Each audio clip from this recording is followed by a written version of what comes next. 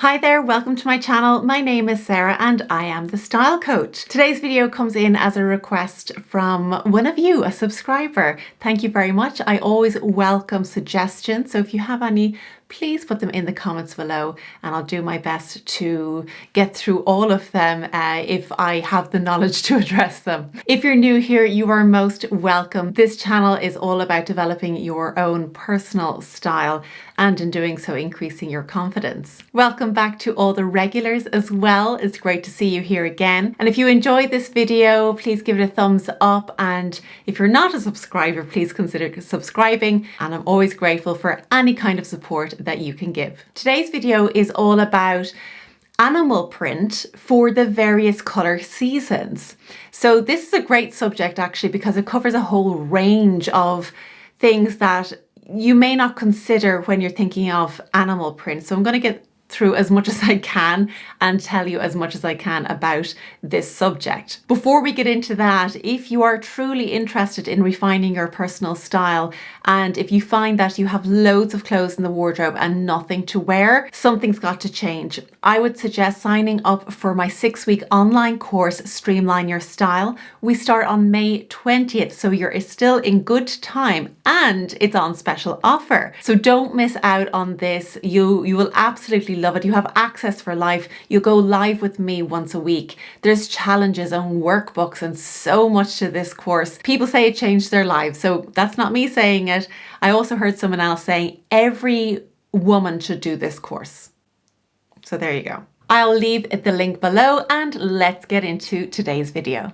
Whenever I'm researching a topic like this or, preparing for speaking about something, I always try to get some visuals together. So I created a Pinterest board. I just love Pinterest. Let me know what you use it for. I know for me, primarily it's style, but I know, more and more, it's probably a little bit of sewing as well now. And I know people use it for gardening and all sorts. Let me know if you use it for something else. I'm sure I could use some inspiration on something else, interiors and all that. But anyway, let's get back to animal print. So looking at this Pinterest page, you can see that, we've got what should we call them? Let's call them your true animal prints. So when I say that, I mean what an animal looks like, basically. So we've got our usuals like zebra print, leopard print, we got tiger print, what else? Snake skin. So we can imagine when we think of zebra print, black and white, right? When we think of those leopard prints, it's generally a warm tan color plus black plus a little bit of white. When it comes to snake skin, maybe we see that in a black on a grey or something like that. We could have giraffe print. There's all sorts of prints out there, but I'm going to address the main ones, I think, which are leopard print, zebra print, and maybe snake skin as well. There's two main things I want you to be thinking about as we go through this subject. Number one, of course, is your color choices. Some are going to be warm colors and some are going to be cool colors. We can get into intensity and all that, but I'm going to keep it fairly simple and just keep it as cool and warm for now. The other thing I want you to consider is the contrast that the pattern creates. Some of these patterns are going to be higher contrast than others, and it plays a major role in which season these might fall into. Let me start with the true animal prints and then we'll get into variations of what can happen from there. So let's take a look at zebra print. Okay, so we're thinking black and white. Now, when we think about black and white, we got to think about, well, where does that exist in terms of the color seasons? Black and true white belong in winter. So straight away, a winter person is going to look great in this pattern. Now, there's deeper detail within winter, as we know. We can have a bright winter, a cool winter, a deep or dark winter. And each of these have different levels of contrast. Now, black and white is the highest level of contrast there is. It could be polka dot, it could be anything, but for this video, we're keeping to animal print. It's a very, very high contrast print. Therefore, it would suit somebody in the brighter winter category best, just because it has that sharpness of contrast that the intensity of bright winter can tolerate the best.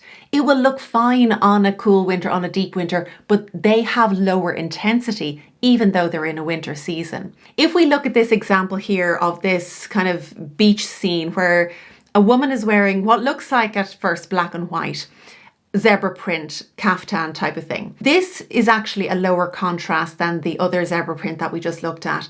This looks to me more like black on ecru or black on a slightly cream colour. This reduces the contrast and it brings it closer to a deep winter, because deep winter tolerates a lower contrast and it gets closer to autumn as it crosses over or becomes more neutral in its temperature, tolerating that slightly ecru or off-white better. Let's take a look at leopard print. Now, leopard print can appear in many different forms that, you know, I have seen. I've seen warm tones and cool tones of leopard print, basically. Generally speaking, there's a level of warmth, more or less, in leopard print. So that straight away puts it into a warmer category. And because it's warm and generally deep, it also has black in it. Autumns are going to wear this particularly well. Victoria Beckham being an autumn, you can see her wearing this leopard print coat and it looks fabulous on her. The contrast between the warmth of that brown and the black is lower again than the previous ones that we've looked at. So it lends itself quite well to those softer seasons. So it's ticking all the boxes basically for an autumn. It's warm, it's dark, and it's softer in its contrast. So working absolutely beautiful for the autumn category. You can see here how it's paired with this blue shirt, which I think is a really interesting combination. I like it a lot.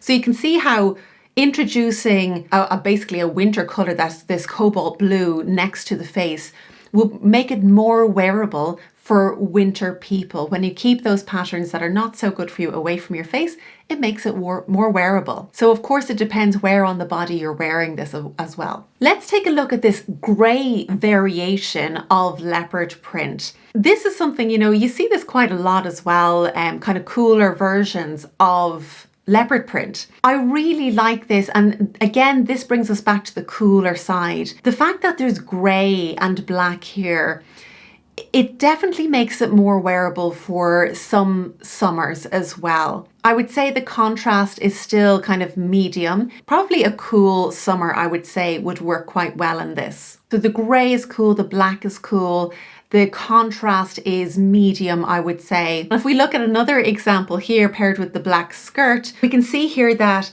the warmth has been reduced as well in the print, and it's moving more into something that is quite cool and a medium level contrast. Working well for somebody in the deep winter, I would say here, or even cool winter. The dog barking outside.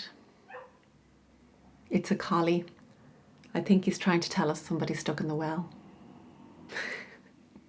All right, let's continue.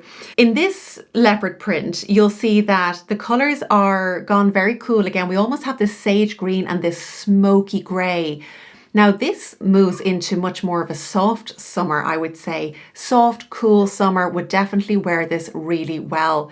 So we've got that coolness and low level contrast, making it perfect for the summer season. In terms of snakeskin prints, I mean, you can get different colours in snakeskin prints, but generally speaking, what I've seen is this kind of black and grey type of moment. And much like that cooler leopard print, it reduces the contrast, making it more suitable for the cool winters, the cool summers, maybe even the deep winters.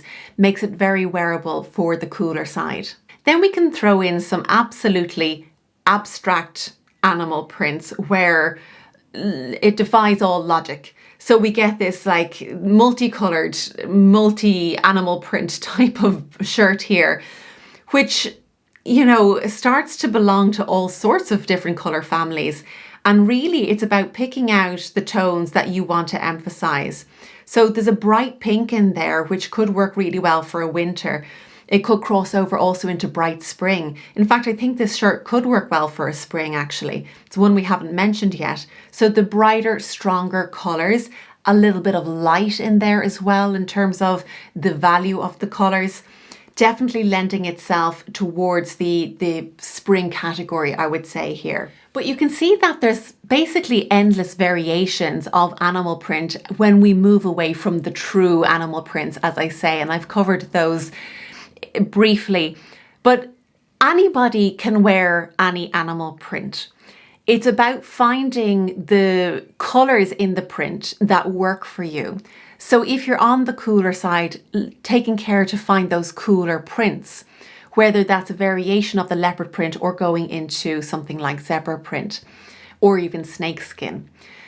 The other thing to consider as well is the proximity to your face. The further away from your face you get when it comes to patterns, the less impact it's going to have on you. Now, I will say that I try to work with my colour palette no matter where on the body I'm dressing, because everything becomes cohesive then and you have more options in your wardrobe. And finally, the last thing I want to say about animal print and the seasons is that animal prints speak to some personalities more than others. Some people will just say, absolutely no way. They might be a little bit more romantic in their style and prefer florals. Nothing wrong with that. It's just not for them. Other people will love the drama of an animal print and, you know, again, these things like how much you include in an outfit. It could be just a little pump in a shoe, it could be a handbag, or it could be a full coat, a full outfit, a little bit like Trini does, if anybody follows Trini. So there's lots of things that impact how and why you might wear animal print. But the important thing is that you refine your own personal style and get to understand why something works for you and why it doesn't. That's it for today's video. I do hope you enjoyed it and learned something new, and I'll see you again next week. Take care.